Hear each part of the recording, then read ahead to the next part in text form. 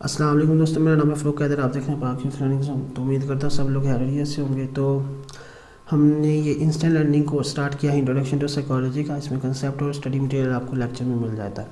तो इसमें हमारे पास टेबल ऑफ कंटेंट की बात कर लेते हैं। तो इसमें स्कूल ऑफ थॉट्स हमने स्टार्ट किए हुए थे। तो प्रीवियस लेक्चर में हमने देखा था बिहेवियरिज्म यानी लेक्चर नंबर 11 में। तो आपसे रिक्वेस्ट है कि अगर आपने प्रीवियस लेक्चर नहीं देखे यानी ये 12 है ना, इससे पहले वाले नहीं देखे तो पहले वो देख लें। सीरीज़ में काम चल रहा है ताकि ये आपको सही समझ लगे। तो इस स्कूल लेक्चर में हम स्टडी करेंगे फोर्थ हमारा स्कूल ऑफ थॉट है। तो रिक्वेस्ट है कि चैनल को सब्सक्राइब कर दें, ठीक है। बेल आइकन को पे क्लिक करना है ताकि जैसे नई वीडियो अपलोड हो उसका नोटिफिकेशन आपको मिल जाए। तो आज हम देखेंगे साइको एनालिसिस। तो सबसे पहले इसका ना थोड़ा सा आपको मैं देता जाता हूँ, इसका जो ओवरव्यू सा देता जाता हूँ। देखिए, इसके जो फाउंडर है ना उनका नाम है सिगमंड फ्रॉइड, ठीक है। हो सकता है प्रोनाउंसिएशन में थोड़ी सी रॉन्ग कर दूँ, आप देख लीजिएगा जो भी। तो इसने क्या किया, इसमें हम इस बात का पता लगाते हैं कि देखो कुछ लोगों को हम देखते हैं कि वो बाज़ार जिस्मानी लिहाज हट्टे कट्टे बिल्कुल ठीक फिट फाट होते हैं, लेकिन उनका कुछ नफ्सियाती सा मसला होता है, दिमागी मसला होता है, ठीक है। तो इसमें क्या किया फ्रॉइड ने, इसमें कुछ तरबीती तरीक़ेकार को इस्तेमाल करते हुए ऐसे लोग जिनका कोई नफ्सियाती मसला है ना, उनको क्या नाम है समझने की कोशिश की। मसलन कुछ लोगों के होते हैं बिल्कुल ठीक होते हैं, अचानक कुछ ऐसी कोई चीज़ उनको पुराना कोई वाक़या याद आ जाता है जो कि उनको गमगीन कर देता है, ठीक है। तो ये सारी चीज़ें इसमें आती हैं, यानी इसमें हम अनकॉन्शियसनेस हम को स्टडी करते हैं, ठीक है। एक बंदा अच्छा खासा खुश था लेकिन अचानक उसको कोई ऐसी चीज़ याद आ गई है जो कि उसके लिए बड़ी शॉकिंग थी। तो माजी का कोई बात याद आ जाती है तो वो उसको याद करके वो दुखी हो जाता है, ठीक है। और यही हमारी अनकॉन्शियसनेस में आ जाती है। तो ये अपने मरीज़ों को क्या करता था, उसमें ना अनकॉन्शियसनेस को तलाश करता था और ये इस बात का पता लगाता था कि अनकॉन्शियसनेस किस तरह हमारी जो कॉन्शियसनेस है ना उसके ऊपर असरअंदाज होती है, ठीक है।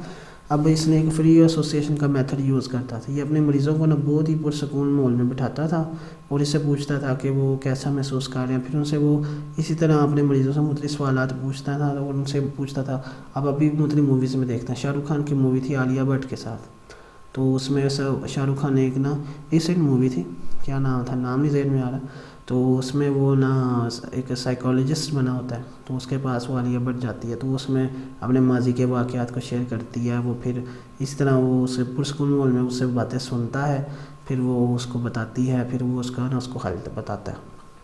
तो फ्रूड के मुताबिक वो क्या, वो इसी बात पर तहकीक करता था कि किस तरह इंसान का माजी जो तजुर्बात है ना वो उसकी मौजूदा ज़िंदगी पर असरअंदाज होते हैं। मसलन अब लोग देखेंगे अच्छे खासे होते हैं लेकिन अचानक उन्हें कोई बात याद आ जाती है, कोई चीज़ देख कर कुछ अचानक कुछ पुराना कोई हादसा याद आ जाए तो वो खुशी से फ़ौरन अचानक वो गमगीन हो जाते हैं।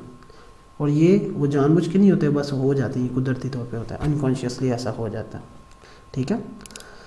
तो स्टार्ट करते हैं। सिगमंड फ्रॉइड था ना, ये ऑस्ट्रियन फिजिशियन था और ये फाउंडर है किसका, साइकोएनालिसिस स्कूल का। इसने स्पेशलाइजेशन किस में की, he specialised in the disorder of new nervous system, यानी जो हमारे दिमाग का जो नर्वस सिस्टम है, ठीक है, जो कि हमारे कंट्रोल करता है किसको, पूरी बॉडीज़ को।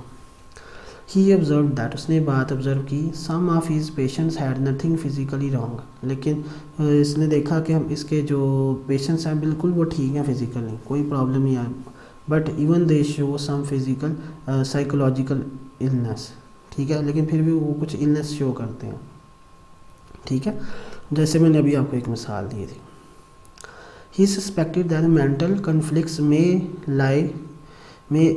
lay behind these symptoms, conflicts that has been pushed out from the normal awareness and into a part of mind is called unconsciousness। इसने ना ये unconsciousness की ना डेफिनेशन है कि इस तरह के माजी के जो वाक़यात होते हैं या चीज़ें होती हैं जो कि इंसान को अचानक याद आ जाए तो वो क्या करती हैं, वो जो उसकी नॉर्मल हालत होती है ना उसको इफ़ेक्ट कर देती है, ठीक है, यानी उसके ऊपर गालिब आ जाती है। बंदा अच्छा खासा खुश था, अचानक कुछ याद आ गया, ठीक है।